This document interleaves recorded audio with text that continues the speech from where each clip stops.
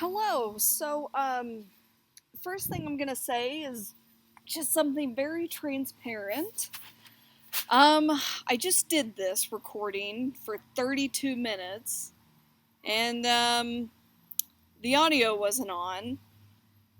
So this is probably not going to be a 32-minute explanation because, truthfully, I can't even recall everything I said in the first video. Now it's just one big angry storm cloud in my head right now, so I would have cried, but thankfully I snapped my computer in half, so that's a positive, I suppose. Okay, so let's just go ahead and, I'll begin. Let's introduce your next two prompts. You do have a portfolio that you're doing after this, but as far as your major assessments that are 50% of your overall grade, these are the last two things that you'll be doing. So before I really get started, let me go ahead and say, so as I said with your causal argument, the three last projects are supposed to be tied together ideally, and if they can't be, you can of course rework these. But so for your causal argument, you are exploring some cause and effect relationships between two events, people, to things, to between something related to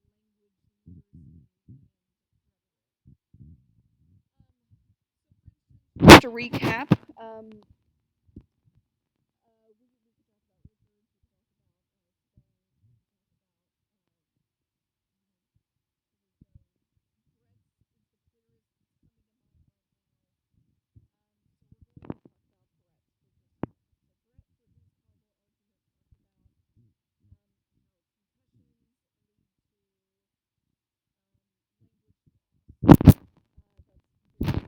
linguistic driven, perfect with the prompt.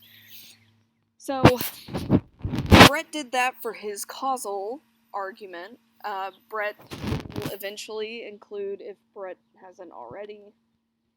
This is probably weird for Brett to listen to because I keep saying his name.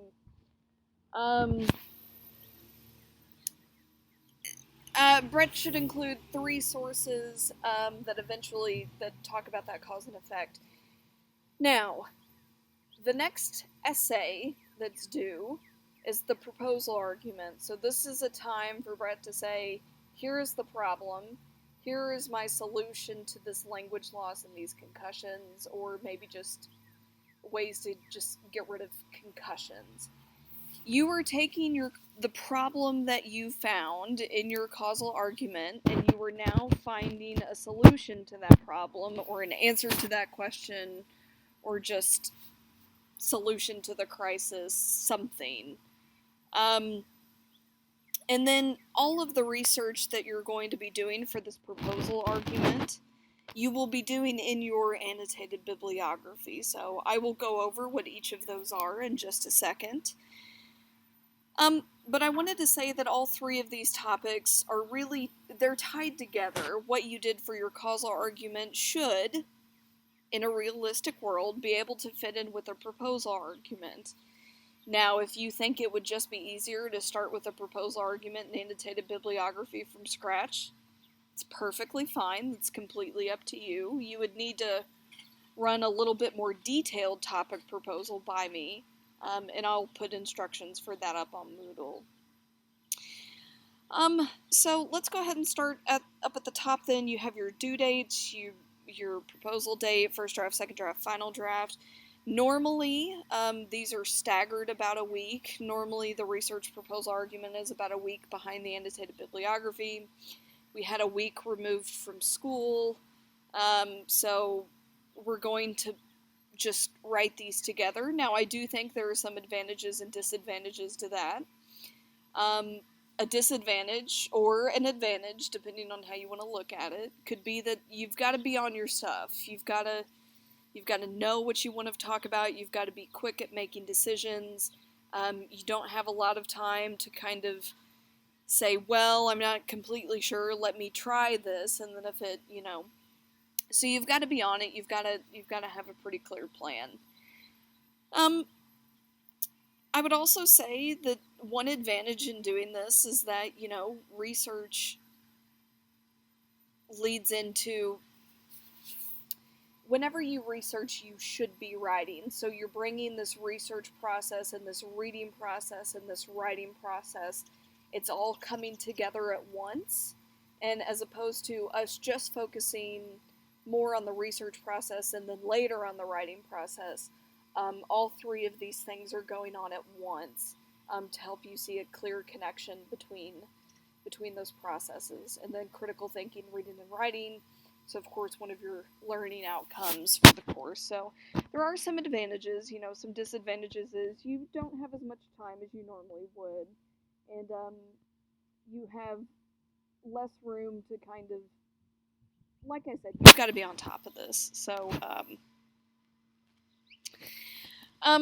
okay, so let me go ahead and get more into this. So again, the research that you did on your causal argument, you will be continuing that research into finding a proposal to whatever question answer that you had that you need to answer in your causal argument. So,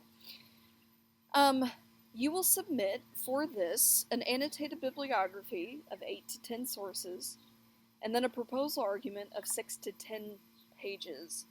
I have a big note down here that says for these projects you should be trying to incorporate your causal argument with the bibliography and the proposal. So you should be including 3 sources eventually in your causal argument. You can use those 3 sources in your annotated bibliography. I'm also going to allow you to include 2 pages of your causal argument somewhere in your proposal argument. You can take it in paragraph forms, move paragraphs around. You can use sentences. You can use source citations. You don't need to just directly copy and paste it in unless you have an introduction and a conclusion that you just really like. It should be creatively worked in though somehow. So really, best case scenario, you would need to find 5 additional sources and then write 4 more pages. That may not work out for you. Again, like I said, you may decide, hey, the causal argument was really difficult. I don't know if I could get 4 more pages even after doing research to get those 4 pages. Maybe it's too difficult. Maybe I've lost my enthusiasm for it and I want to do something else. That's fine. That's up to you. That's your call. Just keep in mind time and that kind of thing. And you would still need to have the complete 6 pages in there. So it's doable to do it without your causal argument. If you change topics, it's possible. It's more work for you. And we can talk about this if you have individual questions as well. Some of your topics may not line up exactly, in which case you might just need to tweak it a little bit. But let's talk about that on an individual basis. So you have your annotated bibliography requirements here. Let me just go ahead and go over the annotated bibliography requirements. You will be doing 8 to 10 sources again. Each entry, so each explanation, each commentary on one source needs to be between 150 to 200 words. Now, some of the examples that you see, Work in Progress may have different guidelines. Purdue OWL may have different guidelines. Go by these specific requirements. It's a fairly standard length to do 150 to 200 words. Now, I will post a student example. These annotations will be a little bit longer because at the time I required closer to 250 words. So, again, we've lost some time, so I want you to prove your skills for our learning outcomes. I want to make sure that you can do those skills, but basically boiling this down to the most essential stuff that you need to do for the course learning outcomes. So, annotated bibliography is between 150 and 200 words. I'll go into this in a little bit more detail. As far as your sources go, you have a lot of online sources available to you that you can use. I know you can't waltz into a library anymore, so you've got to use online electronic resources like ebooks, websites, videos. I'm okay with videos. They still need to be fairly credible. Like I said, for my master's thesis, I used a video that was uploaded online of a professor's lecture, a professor that I was studying as part of my thesis, and so I cited YouTube on my bibliography for that. You also have online periodicals like magazines and newspapers, the New York Times, Time magazine, those kinds of things. You also have journal articles through academic databases, so you have like EBSCOhost, ProQuest, Google Scholar. To find those,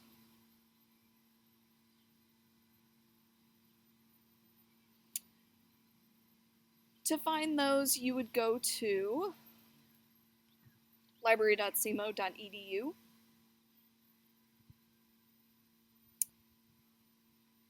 And you have this website here. Or you can even go to something like Google Scholar. Whenever you go to library.cmo.edu, you will go to articles and databases. You'll click it there, and it should pop up a list. It'll give you three main ones, ProQuest, Academic Complete, or Academic Search Complete, and then a third, or then it'll show a list from A to Z. And on that list, you have health, you have psychology, religion, business, environment. So whatever profession you're going into, there's a database for you. Make sure that you check those out. If you don't find something on one database, just go try another. They're not all the same. In that same breath, just because it's on a database, it doesn't mean it's credible and it's reliable and you should use it in an academic paper. I'll post a separate video up about using academic databases, and there is this video as well that I will post up on our Moodle page to help you with that as well. Anyway, but let me go ahead and move on to explaining more of what an annotated bibliography is. So for this particular student example down here, the student was writing about kids are growing up too quickly. These are the dangers of, this is what I mean whenever I say kids are growing up too quickly. These are the dangers, the impacts of it, and here's the solution that we need to do.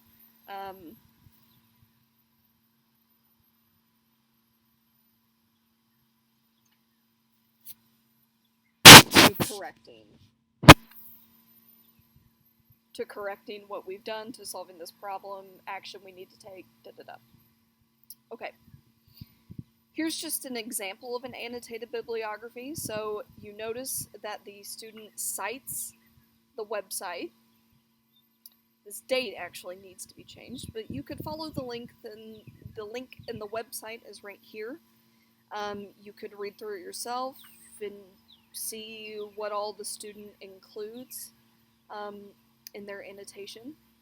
I believe at this point you've played around with annotations maybe once or twice if I've got that right in my head, or maybe I'm just completely wrong.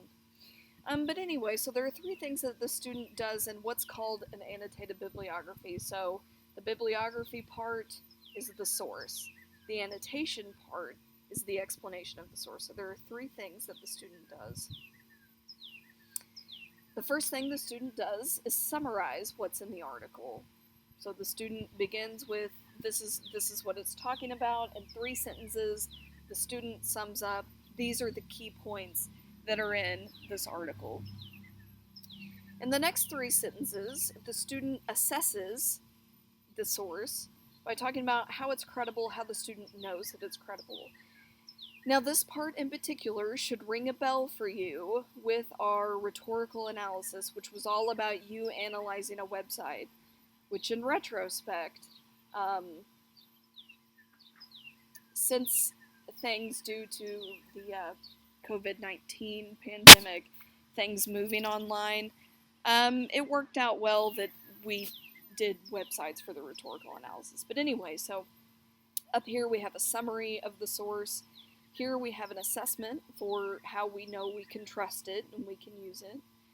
The student talks about experts, stats, sources that it uses, reports from this particular office, saying this is a credible source that I can use in an academic paper.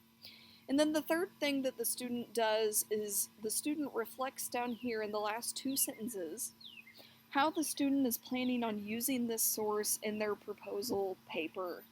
So 3 things, again, just really quickly, that the student is doing here. You can pause the video and look at this. This is also uploaded for you on Moodle. So again, we have a summary up here. We have an assessment down here.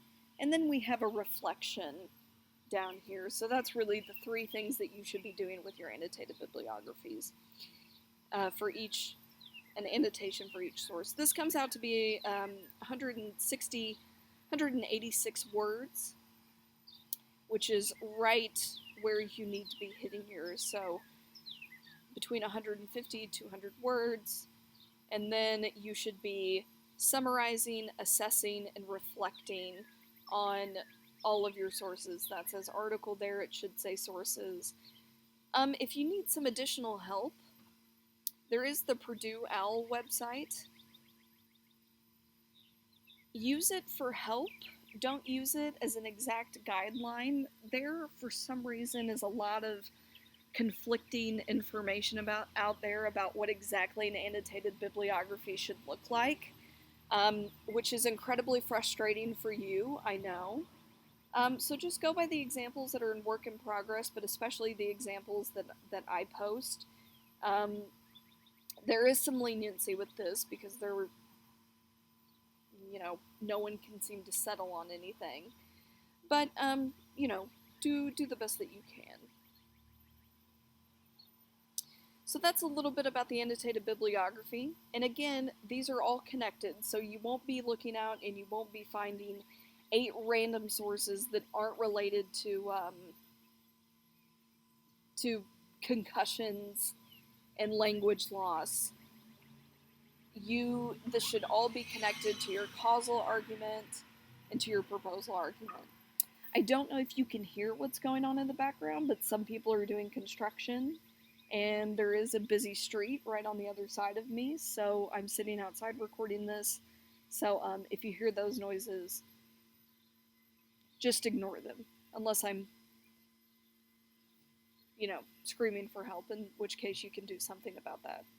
Although I don't know why I would post that on video if that happened. Anyway, so your proposal argument, again, it's going to be 6 to 10 pages. You're allowed to move 2 pages from your causal argument over to your researched proposal argument. And there are 3 things that you need to do with your proposal argument, the 3 big things. So there were 3 big things with the annotated bibliography: summarize, assess, reflect. There are 3 things that you need to do for your proposal argument. You need to have a plan. You need to have, this is the problem, here's the solution. You need to come up with a list of arguments, a list of reasons why you believe your proposal is the best proposal out of any of those out there. The third thing that you need to do is oppose any counter arguments or any other proposals. So you will be looking at other proposals and assessing them and saying,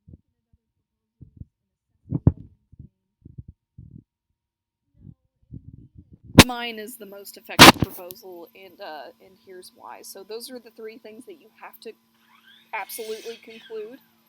I have an outline at the end of this to help you, to help kind of guide you. So let's go ahead and take a look at that for a second. So here's an outline. Now typically we would be sitting in class. I would be saying, okay, let's talk about this. Let me ask some questions. Let's hopefully come up with this outline together Socratically. Instead, we don't have that time. I don't want to overwhelm you with Zoom. So there is a learning opportunity here that's missed, but in my opinion, this is the most efficient way to get this outline to you. Something that you might notice is that you almost have, in this structure, before I begin, you almost have too many 5-paragraph essays. You have your arguments, and then you have your rebuttal of counter arguments. So I think it's really interesting. This is a really great way to show you this outline.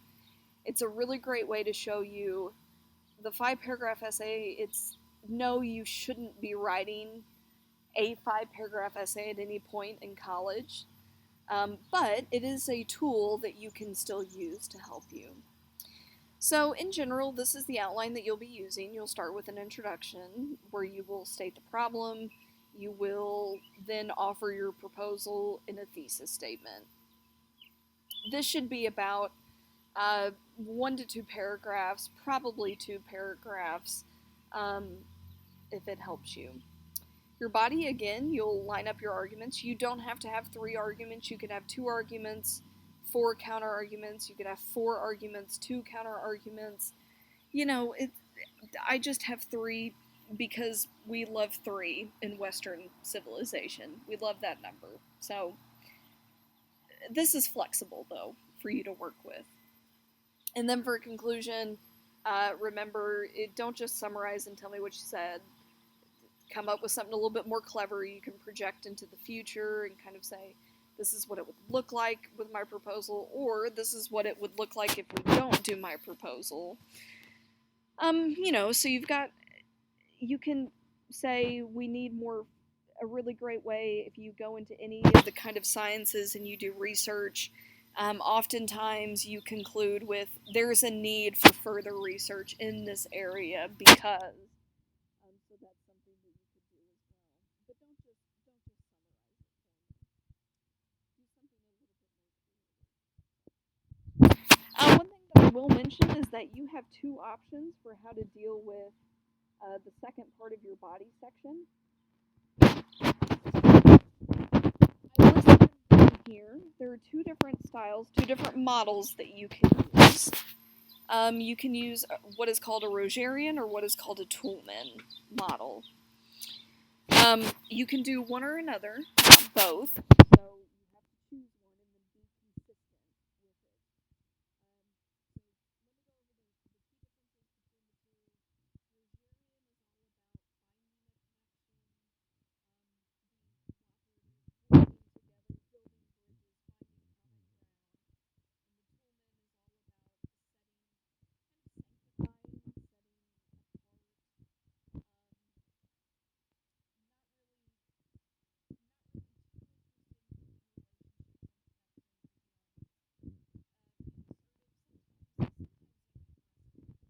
it. Speaker is.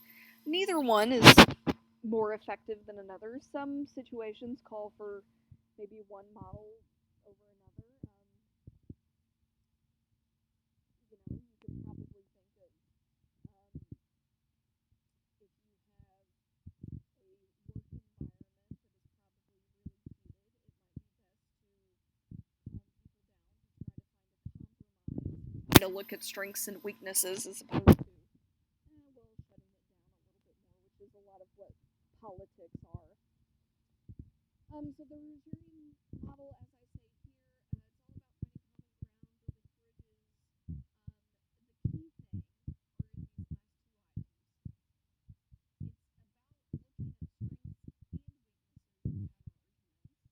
at strengths and weaknesses in counter arguments. They generally tend to be more supportive,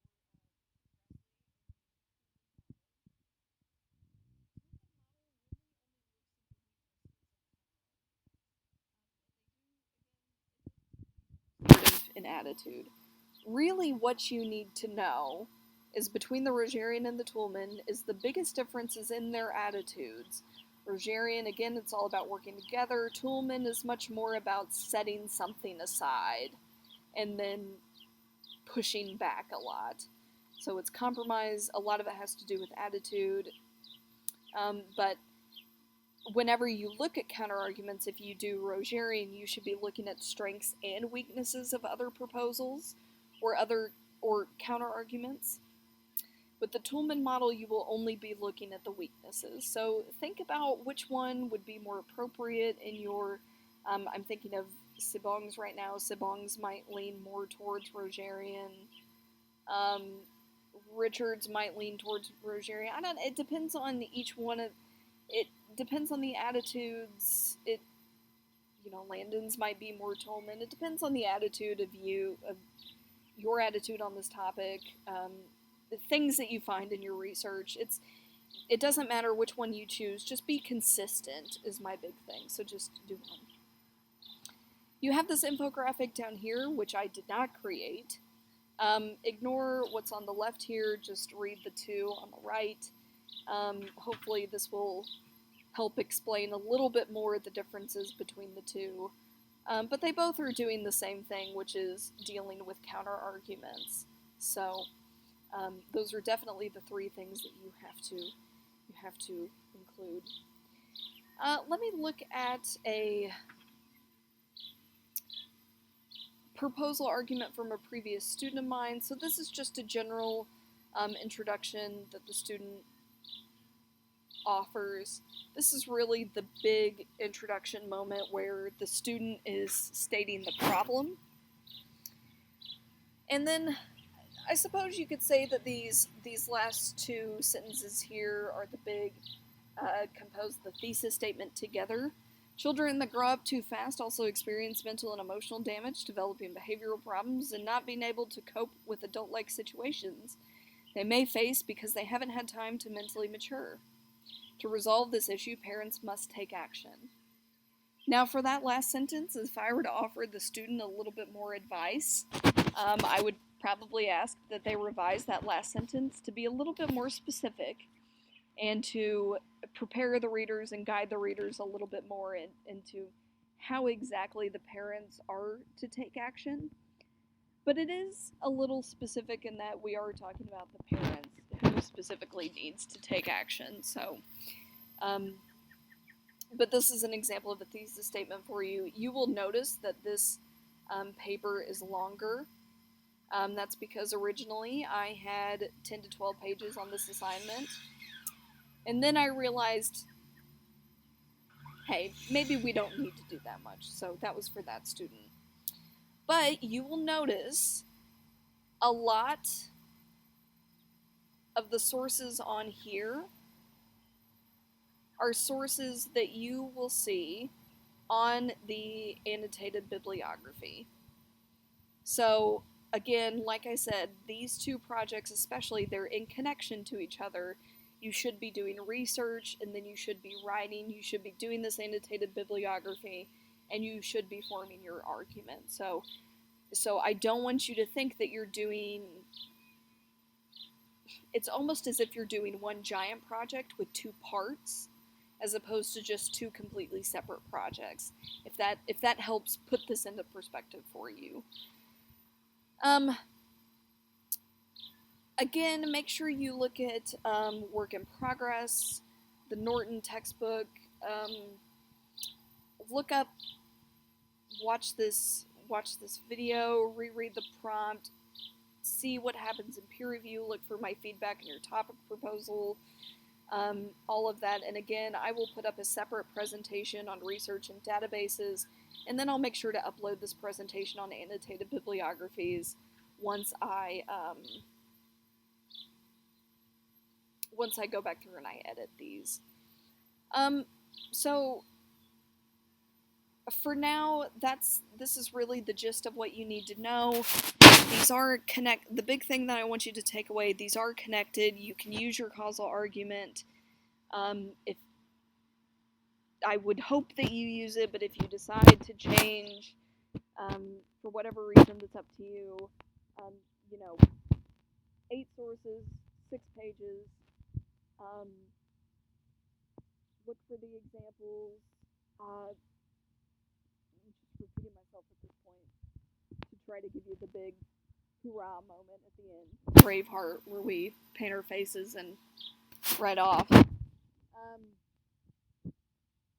anyway, so if you have questions, of course you can email me. Looking at your topic proposals, and then we'll move on from there. So, best of luck.